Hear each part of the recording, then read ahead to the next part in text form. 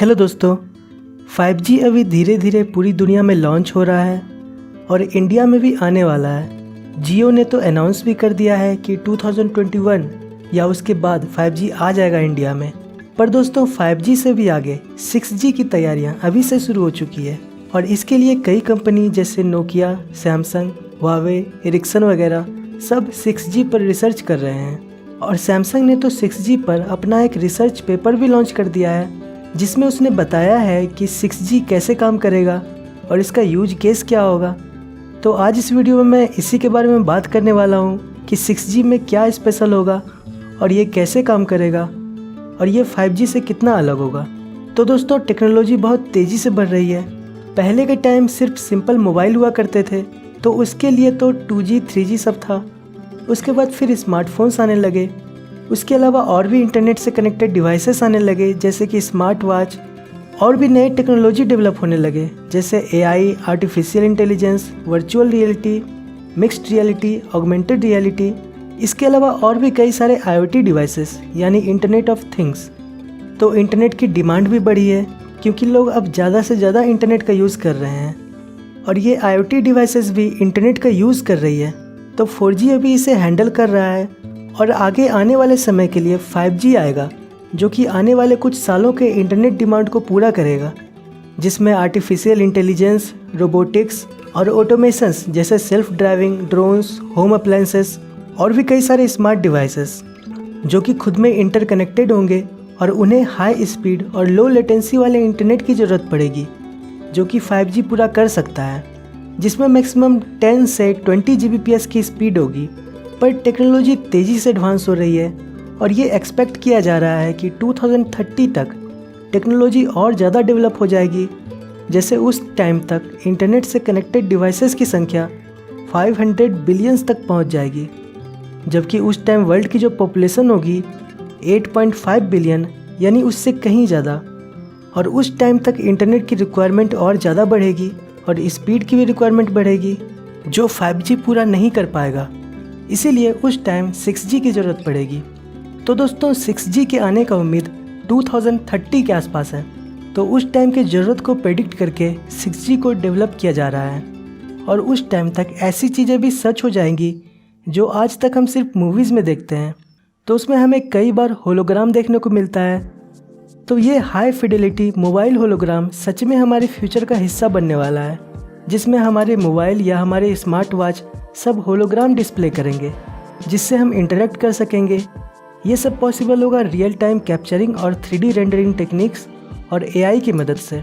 तो इसके लिए जो इंटरनेट की स्पीड की ज़रूरत होगी वो 5G की स्पीड पूरा नहीं कर सकती और सिर्फ मोबाइल साइज होलोग्राम के लिए लगभग 500 Gbps की स्पीड की ज़रूरत पड़ेगी और ह्यूमन साइज के होलोग्राम के लिए और उससे रियल टाइम इंटरेक्ट करने के लिए एटलीस्ट 1 टेराबिट पर सेकेंड इंटरनेट की ज़रूरत पड़ेगी। ये स्पीड देने में 6G कैपेबल होगी। तो फ्यूचर में होलोग्राम कम्युनिकेशन का एक नॉर्मल तरीका होगा। इसके अलावा अभी जो वर्चुअल रियलिटी, ऑगमेंटेड रियलिटी और मिक्स्ड रियलिटी है, जैसे वर्चुअल रियलिटी में हम हेडसेट लगाकर वर्चुअल दुनिया में हम खुद को फील करते हैं, ऑगमेंटेड रियलिटी जिसमें रियल दुनिया में वर्चुअल ऑब्जेक्ट दिखते हैं, और दोनों को मिलाकर है मिक्स्ड रियलिटी। पर उससे भी आगे बढ़कर अब एक्सटेंडेड रियलिटी यानी XR होगा जो कि AR, VR और MR को मर्ज कर देगा, यानी जिसमें फिजिकल और वर्चुअल वर्ल्ड दोनों मिलकर एक नया ही इमर्सिव एक्सपीरियंस देंगे हमें, जो कि बहुत रिवोल्यूशनरी होगा और एजुकेशन, मेडिकल और गेमिंग जैसे फील्ड को बिल्कुल बदल कर रख देगा। और इसके लिए भी बहुत ज़्यादा फास्ट इंटरनेट की ज़रूरत होगी जो कि 6G ही पूरा कर पाएगा। इसके अलावा फ्यूचर में डिजिटल रेप्लिका बनाना भी मेन स्ट्रीम हो जाएगा, चाहे खुद का डिजिटल रेप्लिका हो या फिर किसी ऑब्जेक्ट का या फिर किसी जगह का। वर्चुअली हमारा एक डिजिटल ट्विन होगा जिससे हम रियल और वर्चुअल वर्ल्ड में इंटरेक्ट कर सकेंगे और इसके कई इंपॉर्टेंट यूज केस होंगे जैसे रिमोट ऑपरेशन, सिमुलेशन, मैन्युफैक्चरिंग और हमारा डिजिटल रिप्रेजेंटेशन और भी कई कूल चीज़ें। और इसके लिए भी 6G की हाई स्पीड इंटरनेट की ज़रूरत पड़ेगी। तो दोस्तों इसी तरह से फ्यूचर में कई इंटरनेट ऑफ थिंग्स डिवाइसेस होंगे। अभी जैसे हमारे पास सिर्फ मोबाइल या कंप्यूटर है या कुछ और अलग डिवाइसेस जिस पर इंटरनेट चल रहा है, पर फ्यूचर में लाखों करोड़ों ऐसे डिवाइसेस होंगे जो ऑटोमेटिक होंगे और इंटरनेट का यूज़ करते रहेंगे और खुद में इंटरकनेक्टेड होंगे। जैसा कि मैंने बताया कि 2030 में 500 बिलियन डिवाइसेस होंगे जो कि इंटरनेट से कनेक्टेड होंगे और उनकी डिमांड को पूरा करने के लिए 6G की ज़रूरत होगी। तो 6G काम कैसे करेगा और ये 5G से कैसे अलग होगा, तो उसकी बात कर लेते हैं। तो दोस्तों, अब तक तो आप समझ गए होंगे कि जहां 5G की टॉप स्पीड 20 Gbps है, तो 6G की स्पीड 1 Tbps है, यानी 1000 Gbps। तो ये 5G से बहुत ही ज़्यादा फास्ट होगा और इस स्पीड को अचीव करने के लिए 6G टेराहर्ट्ज़ टेक्नोलॉजी को यूज़ करेगी। जैसे कि 4G में 6 गीगाहर्ट्ज़ तक की फ्रिक्वेंसी का यूज होता है और 5G में 100 गीगाहर्ट्ज़ तक की हाई फ्रिक्वेंसी का यूज होता है, पर 6G उससे कहीं आगे की फ्रिक्वेंसी को यूज करेगा जो कि होगा 100 गीगाहर्ट्ज़ से लेकर 3000 गीगाहर्ट्ज़ तक, यानी कि 3 टेराहर्ट्ज़, जो कि काफ़ी हाई फ्रिक्वेंसी है और इसी से हमें टेराबिट पर सेकंड की स्पीड मिलेगी। हालांकि अभी ये सब थ्योरी है, इसे इम्प्लीमेंट करने में कुछ प्रॉब्लम्स आएगी।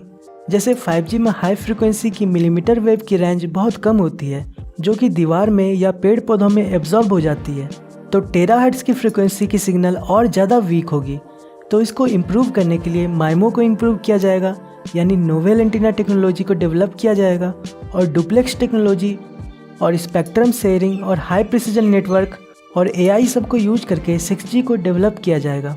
तो 6G के आने का प्रेडिक्शन 2028 से 2030 तक किया गया है और 6G के आने से उसके अकॉर्डिंग कई टेक इनोवेशंस भी होंगे जिसके सामने 2020 की टेक्नोलॉजी बिल्कुल पुरानी लगेगी, क्योंकि पिछले कुछ सालों में टेक्नोलॉजी डेवलपमेंट की स्पीड काफ़ी ज़्यादा बढ़ गई है। तो अभी फ्यूचर और भी ज़्यादा अमेजिंग होने वाला है। तो फ्यूचर की प्लानिंग अभी से शुरू हो चुकी है। तो दोस्तों, ये थी 6G। तो आई होप कि आपको ये वीडियो पसंद आया होगा। तो अगर आपको ये वीडियो अच्छा लगा तो प्लीज़ लाइक, कमेंट, शेयर कर दें और मेरे इस चैनल को सब्सक्राइब करना और बेल आइकन को क्लिक करना भी ना भूलें। So thanks for watching.